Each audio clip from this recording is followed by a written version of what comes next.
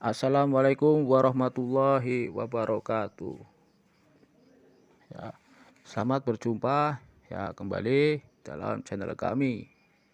Ya, kali ini saya akan membahas tentang gejolaknya hawa nafsu itu bersumber dari 4 hal. Ya, yang perlu kita ketahui itu ada 4 gejolak hawa nafsu itu meningkat. Ya, yang pertama apa? Ya, gejolak hawa nafsu itu meningkat, itu sering melanggar larangannya Allah. Ya, itu yang pertama, sering melanggar larangannya Allah. Nah, larangannya apa? Sesuatu yang tidak baik ataupun yang dilarang oleh Allah Subhanahu wa Ta'ala. Kayak contohnya marah, ya, berbohong. Itu adalah larangan dari Allah Subhanahu wa Ta'ala. Dan apabila orang itu melakukan larangannya Allah Ta'ala itu, maka dia akan nafsunya lebih tinggi, kayak amarah pun itu ya.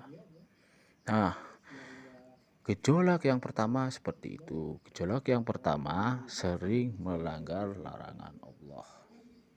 Yang kedua, sering berlaku ria atau berbuat baik tapi bukan karena Allah, melainkan supaya mendapat pujian dari orang lain. Ya, itu bisa dikatakan orang munafik. Ya, walaupun dia beribadah, ya, tetapi dalam hatinya ia ria. Nah, hal seperti itu bisa meningkatkan hawa nafsu yang tidak baik. Ya, oleh sebab itu, maka kita perlu mengetahui faktor-faktor itu. Baru kali 2 yang saya sampaikan. Hawa nafsu itu harus dihindari. Karena apa? Hawa nafsu yang dimaksud di sini adalah hawa nafsu yang tidak baik. Ya. Nah, yang ketiga apa? Gejolak hawa nafsu. Ya, suka membuang-buang waktu dengan percuma. Ya, di surat wal asr, ya, orang-orang yang merugi adalah orang-orang yang membuang waktu. Ya, kenapa? Kalau kita orang membuang-buang waktu, itu berarti waktu kita itu untuk yang negatif atau yang tidak di jalurnya Allah Subhanahu wa Ta'ala. Ya. Yang ketiga, suka membuang-buang waktu dengan percuma. Ya, itu faktor ketiga. Yang keempat apa? Malas mengerjakan perintah-perintahnya Allah. Ya, apabila Anda sekalian apabila melaksanakan perintah-perintahnya Allah malas, maka biasanya gejolak hawa nafsunya itu makin meningkat. Nah, itu termasuk dari 4 bergejolaknya hawa nafsu. Ya, itu bersumber dari 4 hal itu. Ya. Andai kata kita bisa mengatasi keempat itu, maka hawa nafsu kita itu tidak tinggi. Dan insya Allah kita bisa mengontrol hawa nafsu kita bisa mengendalikan. Kadangkala ada orang ibadahnya ganteng, ya, tidak melanggar larangan Allah, ya, tetapi hawa nafsunya tinggi karena apa? Suka ria, ingin dipuji, ingin disanjung, dan sebaliknya. Ya, orang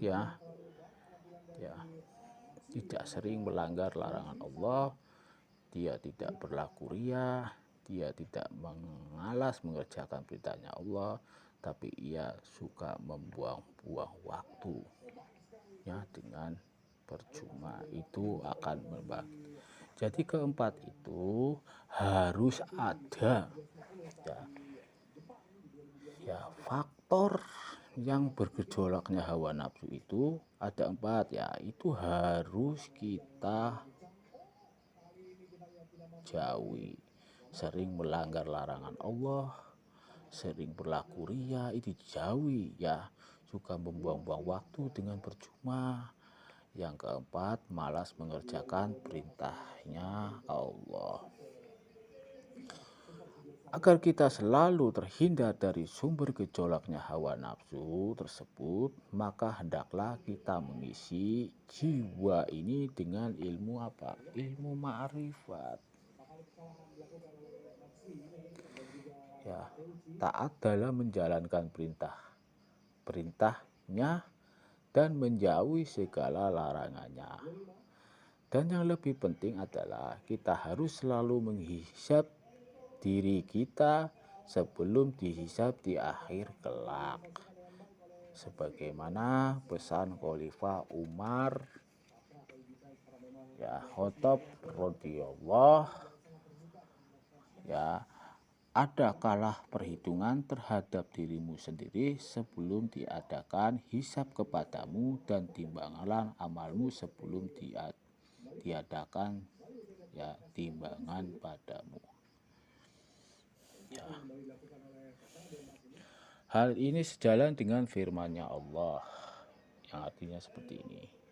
Hai orang-orang yang beriman, bertakwalah kepada Allah dan hendaklah setiap diri memperhatikan apa yang diperbuatnya untuk hari esok atau akhirat, dan bertakwalah kepada Allah. Sesungguhnya Allah Maha mengetahui apa yang kamu kerjakan. Itu Quran Al-Asri 18 ya.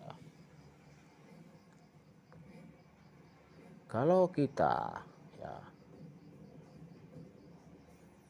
tidak memikiri yang namanya kita nanti dihisab, sebelum kita meninggal kita sudah berpikiran bahwa kita akan dihisab perbuatan kita, itu insya Allah ya, insya Allah itu.